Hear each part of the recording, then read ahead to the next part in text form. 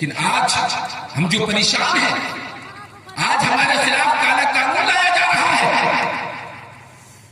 آج تمام تر طاقتیں ہمیں گری ہوئی نظروں سے دیکھنے کی ناپاک کوششیں کر رہی ہیں۔ یاد رکھو لوگوں، یہ ہم سب کے اپنے کالے کرتوت کا نتیجہ ہے، کچھ نہیں ہے۔ حضرت عمر فاروق رضی اللہ تعالیٰ عنہ کی شخصیت،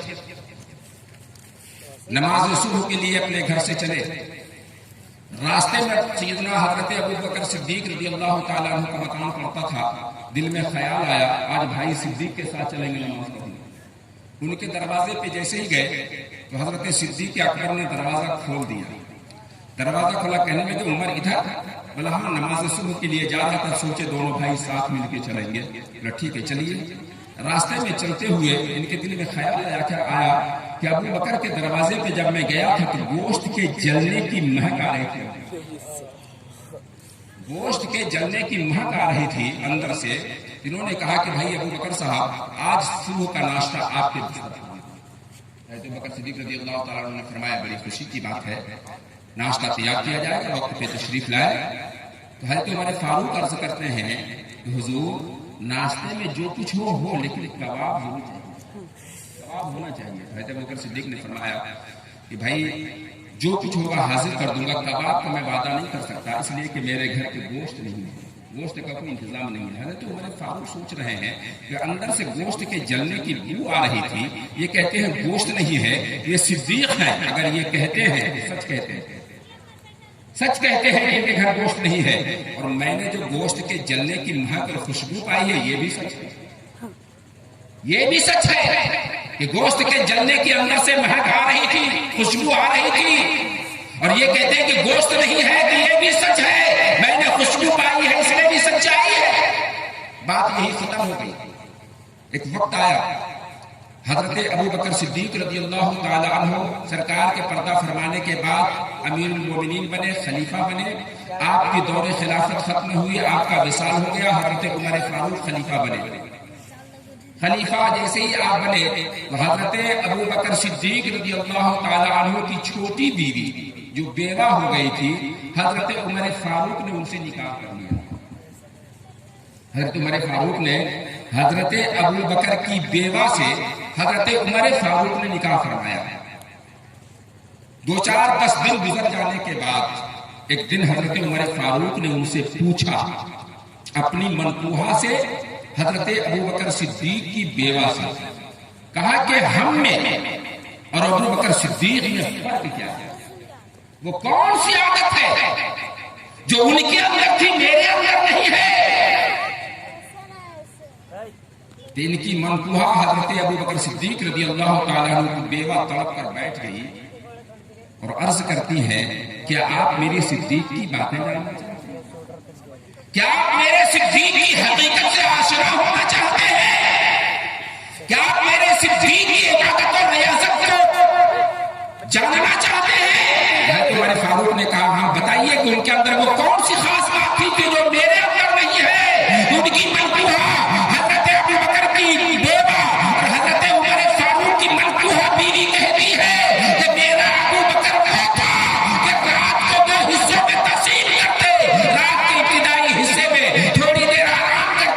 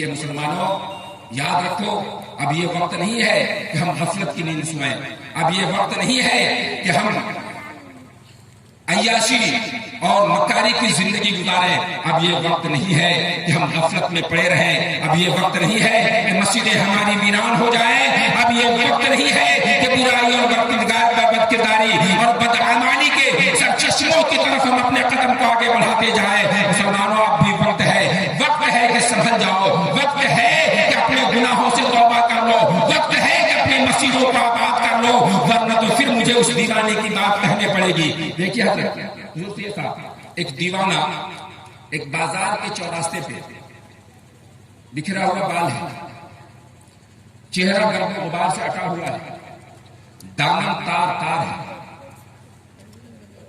بازار کے چوراستے پہ دھاڑے مار مار کے رو رہا ہے۔ کچھ عقل مندوں نے دیکھا، چاروں طرف سے گھیرا، اس سے پوچھا کیا ہوا بابا، کیوں روتے ہو، کیا معاملہ ہے؟ کسی نے مارا؟ نہیں۔ کسی نے گالیاں دی؟ نہیں۔ کسی نے ستایا ظلم کیا؟ کہا نہیں۔ کیا بھوکے ہو؟ کہا نہیں۔ کیا قرض میں دبے ہو؟ کہا نہیں۔ اللہ پھر روتے کیوں؟ جب کوئی بات ہی نہیں تو روتے کیوں ہو؟ کہنے لگے روتا اس لیے ہوں، میں چاہتا ہوں کہ اللہ اور بندوں کے درمیان میل جول کروا دوں، صلح صفائی کروا دوں، اللہ اور بندوں کے درمیان میل جول کروا دوں، صلح صفائی کروا دوں۔ پھر کیا بات بنی؟ بولا وہ تو مانتا ہے، یہ ماننے کو تیار نہیں، یعنی رب مان رہا ہے، یہ بندے نہیں مان رہے ہیں۔ رب کا دروازہ توبہ کا کھلا ہوا ہے کہ تم سے غلطی ہو گئی ہے، آجا شرمندہ پیشانی لے کر، تم سے گناہ ہو گیا، آجا غمناک نگاہیں لے کر، تم سے گناہ ہو گئے، آجا توبہ کے الفاظ لے کر، میری بارگاہ میں سجدے میں سر رکھ کر سچے دل سے توبہ کر لے۔ نہ صرف یہ کہ ہم تیرے گناہوں کو معاف کریں گے، بلکہ تیرے گناہوں کو نیکیوں سے بدل کر ہم تیرے درجات کو بھی بلند کر دیں گے۔ آ جائے گا میری بارگاہ میں، تو بولا رب تو مانتا ہے، لیکن یہ لوگ ماننے کو تیار نہیں ہے۔ لوگ چھوڑ کے چلے گئے، کہنے جب بات نہیں بن رہی تو ہم کیا کریں گے، لوگ چلے گئے۔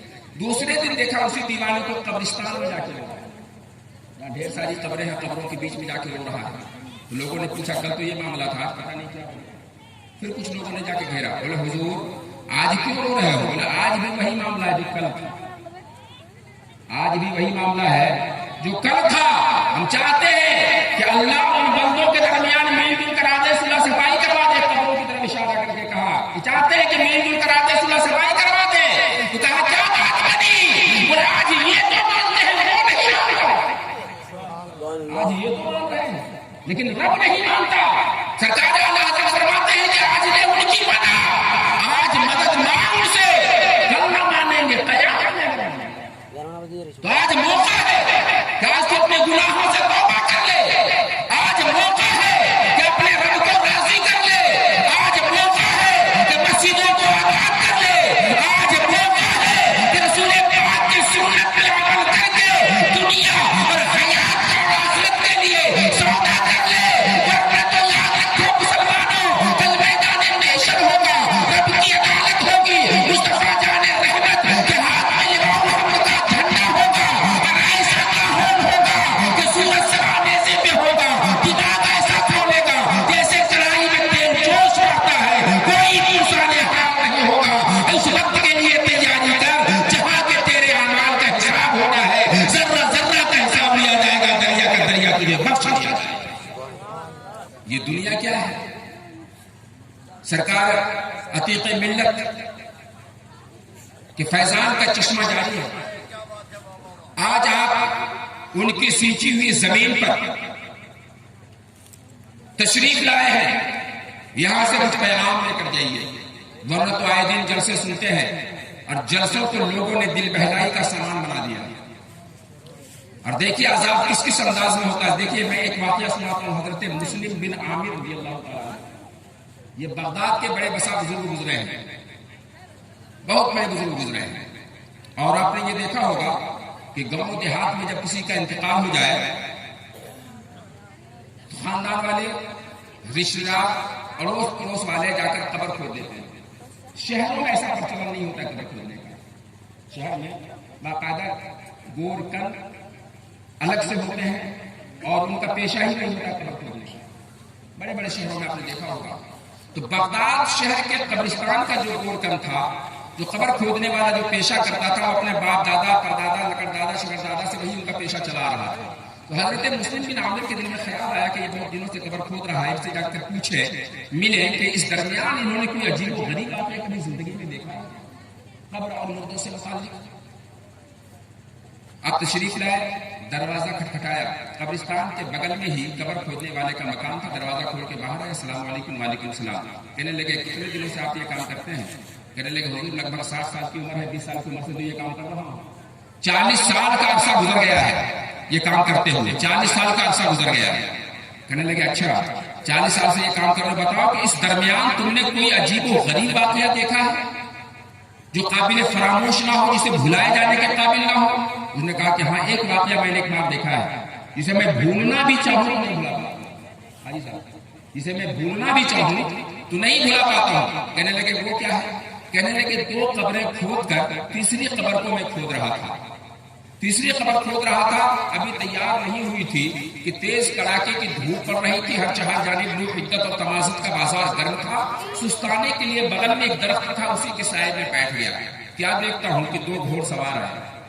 2 گھوڑ سوار، حسن و جمال کا پیکر، اتنے حسین، اتنا گورا چٹا چمکیلا روشن چہرہ کہ چہرے پہ نقاب ہونے کے باوجود بھی نقاب سے چھن چھن کر ان کا حسن باہر آ رہا. اتنے خوبصورت تھے، بالکل سفید پوست. آئے اور ایک گھوڑ سوار نے پہلی قبر کے پاس کھڑے ہو کر دوسرے گھوڑ سوار سے کہا کہ لکھ. کہا کیا لکھو؟ کہنے لکھ دو 12 میل لمبی اور 12 میل چوڑی. کتنی لکھ دو؟ 12 میل لمبی 12 میل چوڑی. اس کے بعد دوسری قبر کے پاس آئے، کہنے لگے لکھ. بولا کیا لکھوں؟ بولا لکھ دو جہاں تک نظر جائے. لکھ دو جہاں تک نظر جائے. جن قبروں کے بارے میں ہم سب سے آقا و مولا جناب محمد رسول اللہ نے فرمایا کہ جنت کا گڑھا یا تو جہنم کے گڑھوں میں سے ایک گڑھا ہے یا جنت کے باغوں میں سے ایک باغ ہے. لکھ دو کا حد نگاہ جہاں تک نظر جائے. کا لکھا گیا. پھر تیسری قبر کے پاس آئے جو انکمپلیٹ تھی. کہنے لگے اس کے لیے بھی لکھ. بولا کیا لکھوں؟ بولا اتنی سی زمین لکھ دے. اتنی سی زمین یہاں سے یہاں تک. یہ اسلامی شہزادیاں، ماں بہن بیٹیاں جو بیٹھی ہوئی ہیں وہ بھی غور سے سنیں. بڑا اتنی سی زمین لکھ دے. یہ واقعہ خاص کر تیرے لیے. اتنی سی زمین لکھ دے. اتنی سی زمین. کہنے لگے یہ کہے اور اس کے بعد کچھ دور ہی گئے تھے کہ میری نظروں سے اوجھل ہو گئے. تو میں سوچنے لگا، گھبرا سا گیا کہ 12 میل والے بھی تو بہت بڑے ہیں اور تحد نگاہ ماشاءاللہ ان کا کہنا ہی کیا ہے. لیکن جن کے لیے اتنی سی زمین لکھی گئی ان کا کیا ہوگا؟ ان کا کیا ہوگا؟ ان کا کیا بنے گا؟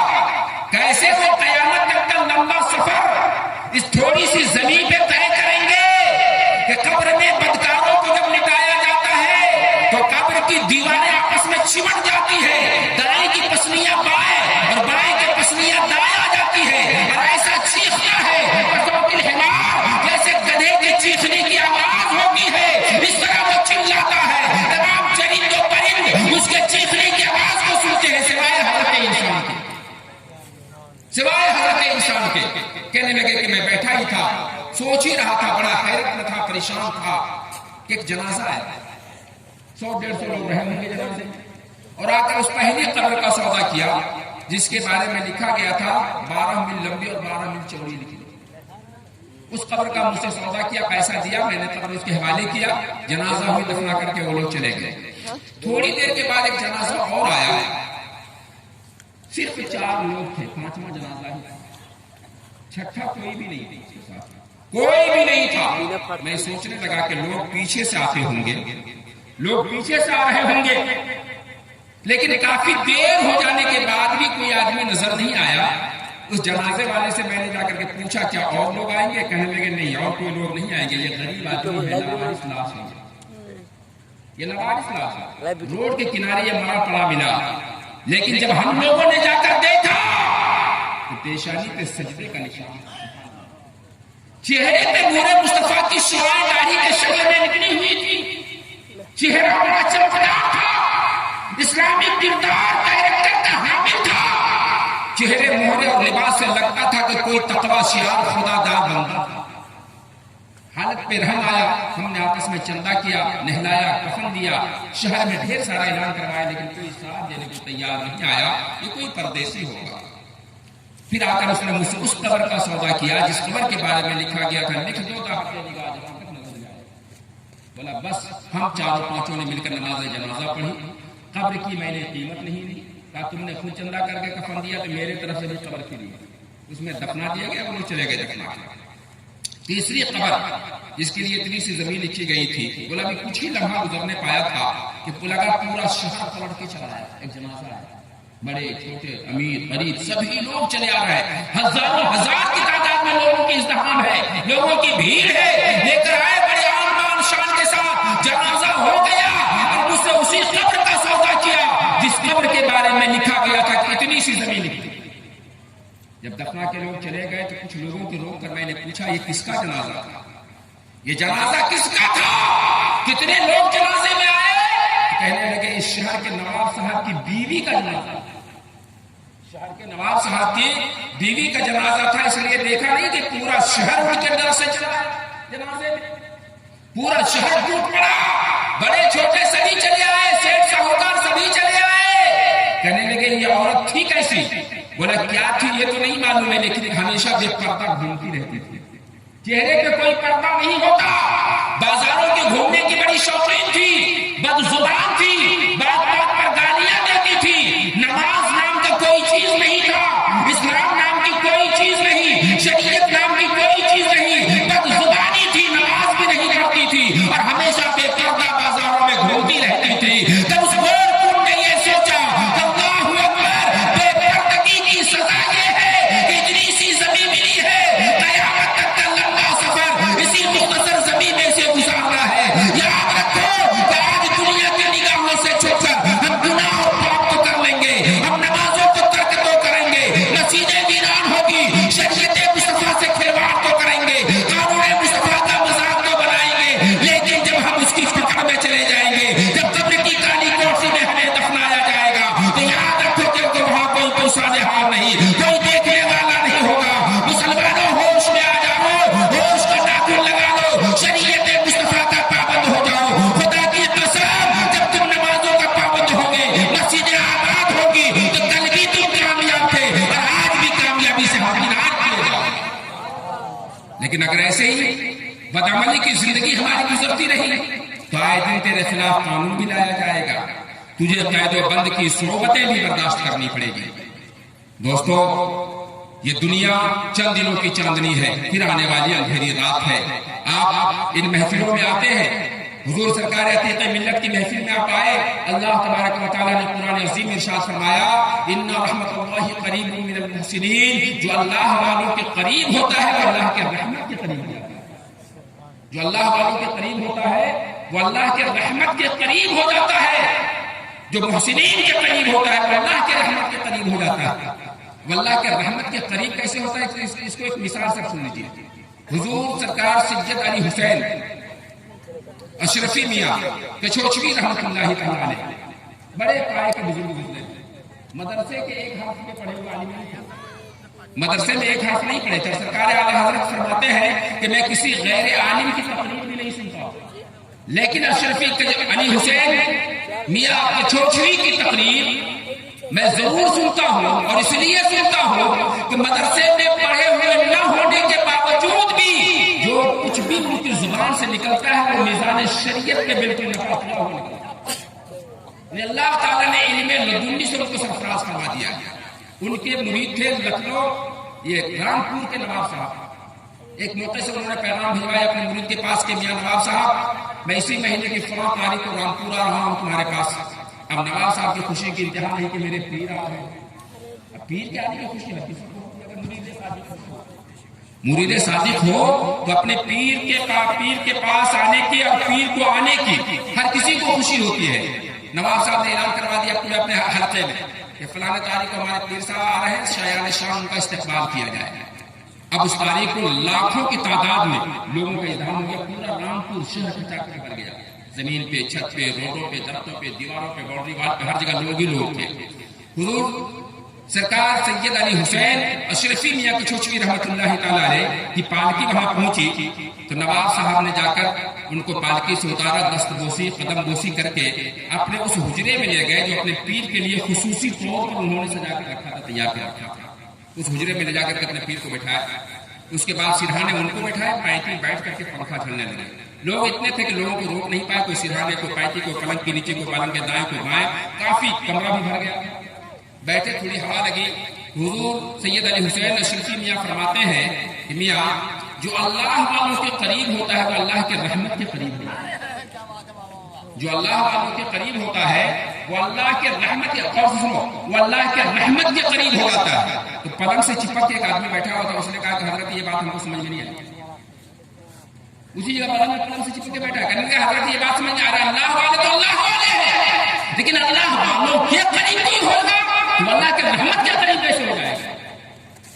تو سید علی حسین اشرفی میاں نے فرمایا کہ اسے ہاتھ پکڑ کے باہر نکال، دھوپ میں بٹھا دینا، لے جاؤ، نکالو اس کے یہاں سے۔ اب پیر صاحب کا حکم، نواب صاحب کا دربار پڑھنی، فوراً ہاتھ پکڑ کے باہر لے جا کر دھوپ میں بٹھا دیا گیا۔ دھوپ میں بیٹھ کر کے وہ آدمی سوچ رہا ہے، خواہ مخواہ ہم نے پیر صاحب کی بات میں ٹانگ اڑائی، اچھا خاصا سکون سے بیٹھے تھے، سر پر چھت کا سایبان بھی تھا، پنکھے کی ہوا بھی لگ رہی تھی۔ اس وقت الیکٹرک پنکھوں کا پرچلن تو تھا نہیں، یہ دستی پنکھے تھے، بولے پنکھے کی ہوا بھی لگ رہی تھی، آرام سے بیٹھا تھا۔ پیر صاحب کی بات میں ٹانگ اڑائی، یہ دھوپ کی سزا مجھے ملی، نہ ہوا کا گزر ہے، نہ سر پہ چھت کا سایبان ہے، پسینہ چل رہا ہے، کپڑے خراب ہو رہے ہیں۔ یہ سوچ ہی رہا تھا کہ تھوڑی دیر کے بعد حضور اشرفی میاں نے فرمایا کہ اسے بلا کر کے بلا کر لایا گیا، کہ وہیں بیٹھ جاؤ جہاں پہلے سے بیٹھے تھے، جہاں پہلے سے بیٹھے تھے اسی مقام پہ بیٹھ جاؤ۔ وہ آدمی جا کر پھر اسی جگہ پلنگ سے چپک کے چپ چاپ بیٹھ گیا۔ تب حضور اشرفی علی سید علی حسین اشرفی میاں نے فرمایا، نواب صاحب یہ پنکھا جو جھل رہے ہو یہ میرے لیے جھل رہے ہو کہ اس کے واسطے جھل رہے ہو؟ یہ پنکھا جو جھل رہے ہو وہ میرے لیے جھل رہے ہو کہ اس کے لیے جھل رہے ہو؟ نواب صاحب نے کہا کہ حضور پنکھا میں آپ کے لیے جھل رہا ہوں، اس کے لیے کیوں جھلوں گا؟ اس سے اچھا تو میرے گھر کا نوکر چاکر ہے، اس سے اچھا تو میرے گھر کا نوکر چاکر ہے، میں اس کے لیے کیوں پنکھا جلوں گا؟ پنکھا تو آپ کے لیے جھل رہا ہوں۔ کہنے لگے ہوا تو اس کو بھی لگ رہی ہے۔ حضور اشرفی میاں نے فرمایا پھر ہوا تو اسے بھی لگ رہی ہے۔ تو نواب صاحب نے کہا کہ حضور ہوا اس کو اس لیے لگ رہی ہے اس لیے کہ وہ آپ کے قریب بیٹھا ہے، اس لیے کہ وہ آپ کے قریب بیٹھا ہے۔ تب سید علی حسین اشرفی میاں نے فرمایا کہ دادا یہی تو میں کہہ رہا تھا، پنکھا میرے لیے جھل رہے ہو، ہوا اس کو اس لیے لگ رہی ہے کہ یہ میرے قریب ہے۔ تو جب اللہ کی رحمتیں اللہ والوں پہ نازل ہوتی ہے تو جو اللہ والوں کے قریب ہوتا ہے وہ بھی اللہ کے رحمت کے قریب ہوتا ہے۔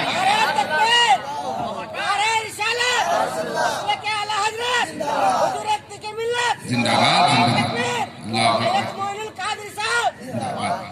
جب آپ اپنے پیر حضور سرکار عتیق ملت سے محبت کرتے ہیں، ان سے پیار کرتے ہیں، تو اللہ والے کل بھی زندہ تھے، آج بھی زندہ ہے، قیامت تک کے وہ زندہ رہیں گے۔ ان اولیاء الا المتقون، اللہ کے ولی وہ ہوتے ہیں جو متقی اور پرہیزگار ہوتے ہیں، جو تقوی شعار ہوتے ہیں، جو اللہ والے ہوتے ہیں۔ اور یاد رکھو دوستو ایک بات اور سنو، آپ کے پاس وقت ہے، ایک چھوٹی سی بڑے مزے کی بات میں بتا رہا ہوں، حاجی صاحب بہت مزے کی بات میں بتا رہا ہوں آپ کو، آپ ذرا غور سے سنیں، انشاءاللہ بڑا مزہ آئے گا، بات بھی سمجھ میں آئے گی۔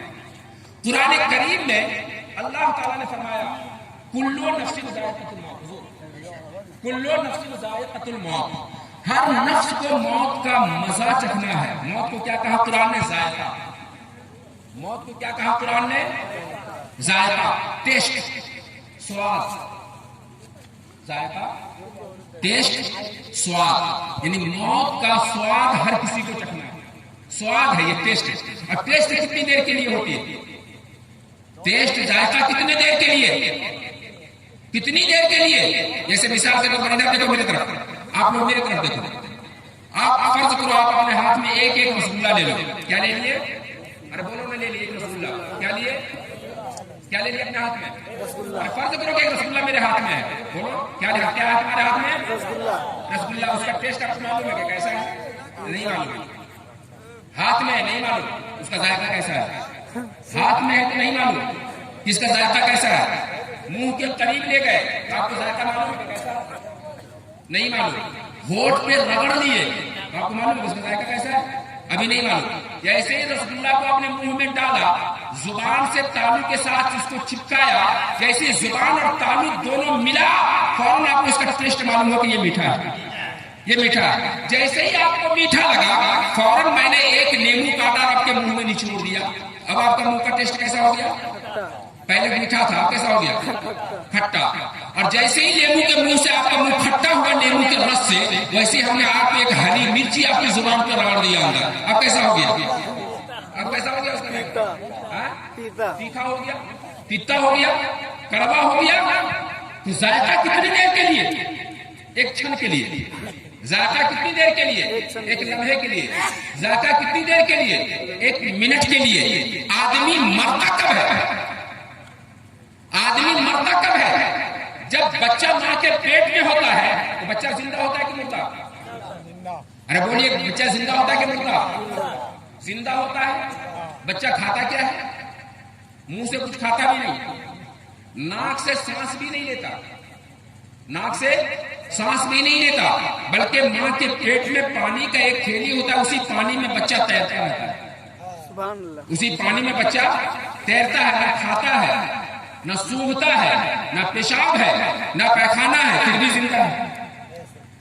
ماں کے پیٹ میں زندہ ہے، نہ منہ سے کھاتا ہے، نہ ناک سے سانس لیتا ہے، نہ پیشاب کرتا ہے، نہ پیخانہ کرتا ہے، پھر بھی بچہ اپنی ماں کے پیٹ میں زندہ ہے۔ 4 مہینے سے لے کر 9 مہینے تک، 4 مہینے سے لے کر 9 مہینے تک بچہ اپنی ماں کے پیٹ میں زندہ، کروٹ بدلتا ہے، بچہ حرکت کرتا ہے۔ اگر ایک دن بھی بچہ ماں کے پیٹ میں حرکت کرنا چھوڑ دے تو ماں فوراً پریشان ہو جاتی ہے، اپنے گھر کی بڑی عورتوں سے کہنے لگتی ہے کہ آج میرے بچے پیٹ میں بالکل سناٹا سا لگتا ہے، کہیں خدا نہ خواستہ میرے بچے کو کچھ ہو تو نہیں گیا ہے۔ پورے گھر والے پریشان ہو جاتے ہیں، الٹرا ساؤنڈ کے ذریعے چیک اپ کروایا جاتا ہے کہ بچہ زندہ ہے پیٹ کے اندر یا مردہ ہے۔ تو گویا کہ بچہ کھائے بغیر، سانس لیے بغیر، پیشاب پیخانہ کیے بغیر ماں کے پیٹ میں 4 مہینے سے لے کر 9 مہینے تک زندہ رہتا ہے۔ اور اللہ جب چاہتا ہے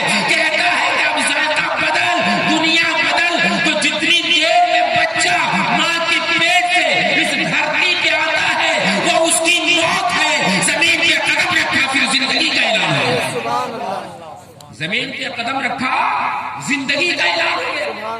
بچہ زندہ ہے، بچہ زندہ ہے، اور جب تک چاہا بچہ زندہ رہا۔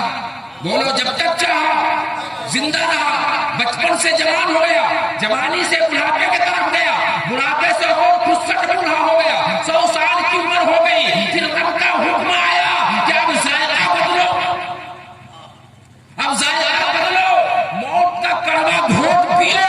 تو موت آئی، سبحان اللہ، موت آئی، موت کا ذائقہ، اس کا مزہ، اس کا سواد، موت کا ٹیسٹ جیسے ہی چکھا، موت ادھر آئی، زندگی ادھر چلی گئی، اور قبر میں اسے سلایا گیا۔ تو ماں کے پیٹ میں تھا تو وہ بھی قبر کے مانند تھا، وہاں پانی تھا، یہاں مٹی، وہاں پانی تھا، یہاں مٹی ہے، یہاں بھی کھانے کی ضرورت نہیں، یہاں بھی کھانے کی ضرورت نہیں، یہاں بھی ناک سے سانس لینے کی ضرورت نہیں۔ تو جس طرح سے بچہ ماں کے پیٹ میں زندہ تھا، ویسے ہی مسلمان اپنی قبروں میں زندہ ہوتے ہیں، ویسے ہی مسلمان اپنی قبروں میں زندہ ہوتے ہیں۔ میں سرکار فقہ ملت کی بات نہیں کر رہا ہوں، سلطان الہند خواجہ غریب نواز کی بات نہیں کر رہا ہوں، میں نظام الدین محبوب الہی کی بات نہیں کر رہا ہوں، میں صابر کلیہ کی بات نہیں کر رہا ہوں، مخدوم بہار شمس الدین یحییٰ منیری کی بات نہیں کر رہا ہوں، غوث بنگالہ کی بات نہیں کر رہا ہوں، سید سالار مسعود احمد غازی بہرائچی کی بات نہیں کر رہا ہوں، عتیق ملت کی بات نہیں کر رہا ہوں۔ ارے میں بات تو کر رہا ہوں ہر عام مسلمان کا، غلام مصطفیٰ کا، اور غلام مصطفیٰ تو غلام مصطفیٰ ہے، بلکہ ہر زی روح، ہر زی نفس جو موت کا مزہ چکھا ہے، ادھر موت آئی، ادھر حیات ابدی اس کو مل گئی ہے۔ اگر اچھا ہے تو جنت کی باغوں میں ٹہلتا ہے، برا ہے تو قیامت تک اپنے قبر میں عذاب جھیلتا ہے۔ مرتا کب ہے؟ مرتا کب ہے؟ اور آدمی جو اسی فلسفے کو ظالموں نے نہیں سمجھا تو اس حد تک ذمے پہ اتر گئے، معاذ اللہ کے نبی بھی مر کر مٹی میں مل گئے، ولی بھی مر کر مٹی میں مل گئے. ارے ظالموں، اگر نبی اور ولی مر کر مٹی میں مل گئے ہوتے تھے کہ زندہ کرامت سنو. سلطان الہند عطائے رسول خواجہ غریب نواز خواجہ معین الدین چشتی اجمیری سنجری رضی اللہ تعالیٰ عنہ، جب آپ اجمیر شریف تشریف لائے، وہاں سے دلی تشریف لائے، حضرت خواجہ قطب الدین بختیار کاکی کو آپ نے مرید بنایا، ان کو آپ نے اپنی خلافت دے دی. دلی میں ان کو چھوڑ کر خود اجمیر شریف تشریف لے گئے اور خواجہ قطب الدین بختیار کاکی سے فرمایا کہ میاں تم دلی میں دین و سنیت کا کام کرو، میں اجمیر چلا، کوئی سخت ضرورت پڑے گی تو آواز دے دینا، میں آ جاؤں گا، میں تیری مدد کو آؤں گا. چلے گئے. جانے کے 6 مہینے کے بعد سلطان الہند کا انتقال ہو گیا، پردہ فرما گئے. خواجہ غریب نواز انتقال کر گئے، پردہ فرما گئے، اپنی قبر میں چلے گئے، آرام فرما رہے ہیں. اس وقت وہاں کا بادشاہ سلطان شمس الدین التمش بادشاہ بن کے آئے دلی کے. اور جیسے ہی بادشاہ بنے تو حضرت خواجہ قطب الدین بختیار کاکی کے وہ مرید بھی بن گئے.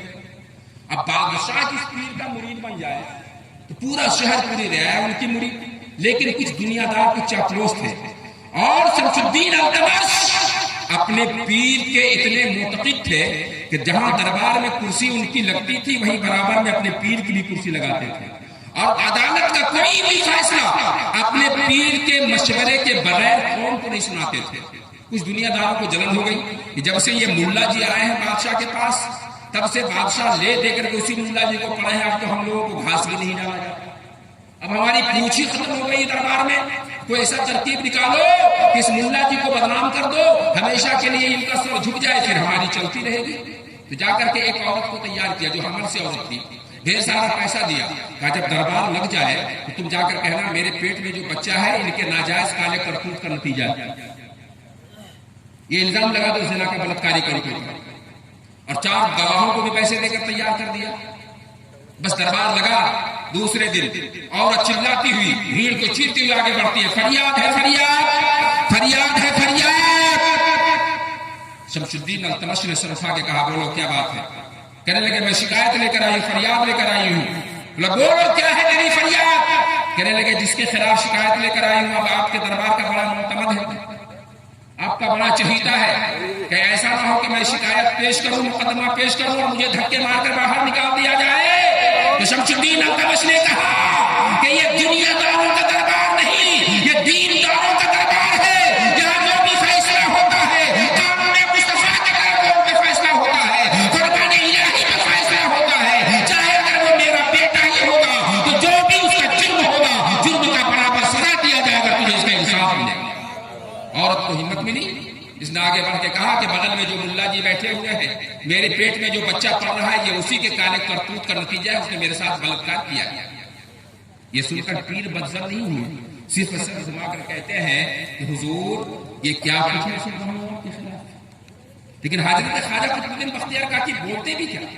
کچھ نہیں، بس صرف روئے جا رہے تھے، کوئی جواب نہیں تھا. زار و قطار رو رہے تھے. ایک بات دگرے دندناتے حرام خور 4 گواہ بھی سامنے آئے، کہنے لگے سچ کہہ رہی ہے یہ عورت. ایسے وقت میں خواجہ قطب الدین بختیار کاکی نے اجمیر کی طرف رخ کیا تھا. کہنے لگے اے میرے مرشد برحق، آپ نے تو مجھ سے فرمایا تھا کہ قطب الدین تم دلی میں دین و سنیت کا کام کرو، میں اجمیر جا رہا ہوں، کوئی سخت گھڑی ہے تو مجھے پکار لینا. اب بتائیے کہ اس سے بڑی سخت گھڑی، اس سے بڑی مصیبت، اس سے بڑی آزمائش اور میری زندگی میں کیا ہو سکتی ہے؟ سرکار آپ میرے مرشد برحق ہے تو خدا رسول کا واسطہ ہے، آپ تشریف لاؤ میری امداد بناتے ہوئے. پھر اس وقت بھرے دربار میں پورے دلی کے لوگوں نے اپنے ماتھے کی آنکھوں سے دیکھا کہ اچانک بادشاہ کے تخت پہ سر پہ عمامہ ہے، نورانی چہرہ ہے، ہاتھ مسائے مبارک ہے، جبہ جیب تر ہے. خواجہ غریب نواز سلطان ہند میں نمودار ہوتے ہیں، اپنے مرید کے کاندھے پہ ہاتھ مار کے کہتے ہیں بیٹے قطب الدین بتاؤ کس لیے تم نے مجھے آواز دی، کس لیے تم نے مجھے پکارا ہے؟ اگر اللہ والے اگر وہ مر کے مٹی میں مل گئے ہوتے تو دلی کے تخت پہ اپنے خاص مرید و خلیفہ کی امداد کے لیے ظاہری شکل میں اجمیر سے دلی تشریف نہ لائے. انہوں نے کہا کہ حضور یہ سامنے جو عورت ہے مجھ پر زنا کا الزام لگاتی ہے. سلطان الہند خواجہ غریب نواز اس عورت سے پوچھا کہ بول کیا بات ہے؟ کہنے لگے میرے پیٹ میں جو بچہ پڑ رہا ہے اسی کے ناجائز کالے کرتوت کا نتیجہ ہے. کہنے لگے سچ بولو، جھوٹ بولنا بہت بڑا گناہ ہے. بولا میں سچ کہہ رہی ہوں، میرے پاس گواہ بھی ہے. غریب نواز نے فرمایا خاموش ہو جا ظالم، خاموش ہو جا، اب تو نہیں بولے گی، تیرے پیٹ میں جو بچہ پڑ رہا ہے وہ بچہ بولے گا. تیرے پیٹ میں جو بچہ پڑ رہا ہے وہ بچہ بولے گا، تم نہیں بولے گی. خواجہ غریب نواز نے وہیں سے اپنی چھڑی کا اشارہ کیا اور کہا بول بچے، تو اس کے نطفے سے ہے کہ تو حرامی ہے یا حلالی ہے. پیٹ سے آواز آئی کہ خواجہ قطب الدین بختیار کاکی سچے ہیں، سلطان نے میری بات جھوٹی ہے، ڈھیر سارے پیسے دے کر فلاں فلاں ظالموں نے ان کو ظلم پہ آمادہ کیا ہے. ہم اپنے باپ کے جائز نطفے سے ہے، ہم حرامی نہیں ہے، اور یہ میری ماں ہے، یہ جھوٹی ہے. اور اللہ کے ولی خواجہ قطب الدین بختیار کاکی سچے ہیں، دین سچا ہے، دھرم سچا ہے، شریعت سچی ہے. ہم سب کے رسول آقا جناب محمد رسول اللہ کا ہر فرمان. تو میرے دوستو، جو اللہ والے ہوتے ہیں وہ کل بھی زندہ تھے، آج بھی زندہ ہے، صبح قیامت تک تھے، وہ زندہ ہے. اور جب کبھی بھی ان کے چاہنے والوں نے اپنے آقاؤں کو امداد کے لیے پکارا ہے، تو چاہے وہ بغداد ہو، چاہے وہ کلیر ہو، چاہے وہ اجمیر ہو، چاہے وہ کچوچا ہو، چاہے وہ بہار ہو، چاہے وہ بنگال ہو، چاہے وہ بہرائچ ہو، چاہے وہ رانچی، حضرت بڑے مولوی صاحب یا داتا بابا کا مزار ہو، ہر بزرگ اپنے چاہنے والوں کی امداد فرماتے ہیں. اس لیے اپنے اللہ والوں سے لو لگاؤ، اپنے پیروں سے محبت کرو، اللہ والوں کے قریب ہو جاؤ، تم بھی اللہ کے رحمت کے قریب ہو جاؤ. اللہ والوں سے قریب ہو جاؤ، تم بھی رب کے رحمت کے قریب ہو جاؤ. میرے دوستو، ایک اللہ والے کے مقدس ولی کے عرس کے موقع سے ان کے فیضان لینے کے لیے آپ اس جلسے میں حاضر آئے ہیں. دعا ہے کہ رب قدیر اپنے حبیب کے صدقے آپ کے دامن مراد کو حضور عتیق ملت کے فیضان سے بھر دے اور آپ کی عمروں میں برکتیں عطا فرمائے اور حاسدین کی حسد سے، نظر بد سے، ظالموں کے ظلم سے، شیاطین کے شر سے رب قدیر اپنے حبیب کے صدقے قوم مسلم کی جان و مال، عزت و آبرو، مسجدوں اور مقبروں کی حفاظت فرمائے. آمین ثم آمین. بجاہ سید المرسلین. خوب کیے سیر چمن، پھول چنے شاد رہے، باغ جاتا ہوں یہ گلشن تیرا آباد رہے. السلام علیکم ورحمۃ اللہ وبرکاتہ.